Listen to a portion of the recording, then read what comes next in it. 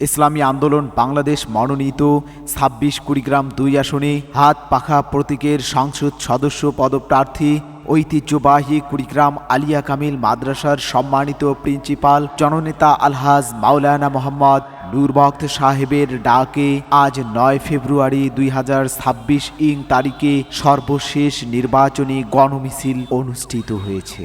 হযরত পীর সাহেব চরমনাই কর্তৃক মনোনয়ন প্রদানের পর থেকেই প্রার্থী নিজেই মাঠে থেকে নেতৃবৃন্দ ও কর্মীদের সঙ্গে নিয়ে ধারাবাহিকভাবে গণসংযোগ ও নির্বাচনী কর্মসূচি পরিচালনা করে আসছেন। তারই প্রতিফলন হিসেবে আজকের এই সর্বশেষ গণমিছিলে ব্যাপক জনসমাগম লক্ষ্য করা যায়। গণমিছিলটি হাত পাখা মার্কার বিভিন্ন স্লোগানে মুখরিত হয়ে কুড়িগ্রাম শহরের পরিবেশকে উৎসব মুখর করে তোলে। মিছিলটি কুড়িগ্রাম শহরের গুরুত্বপূর্ণ সড়ক সমূহ প্রদক্ষিণ করে, যেখানে সাধারণ জনগণের স্বতঃস্ফূর্ত অংশগ্রহণ ও সমর্থন লক্ষ্য করা গেছে। এই মিছিলে ইসলামী আন্দোলন বাংলাদেশের মেহনতি নেতাকর্মীদের সুশৃঙ্খলাবদ্ধ উপস্থিতি, শান্তিপূর্ণ পরিবেশ এবং বিপুল জনসমাগম প্রমাণ করে যে হাত পাখা প্রতীকের প্রতি মানুষের আস্থা ও প্রত্যাশা দিন দিন বৃদ্ধি পাচ্ছে। পুরো আয়োজনটি ছিল সুশৃঙ্খল ও শান্তিপূর্ণ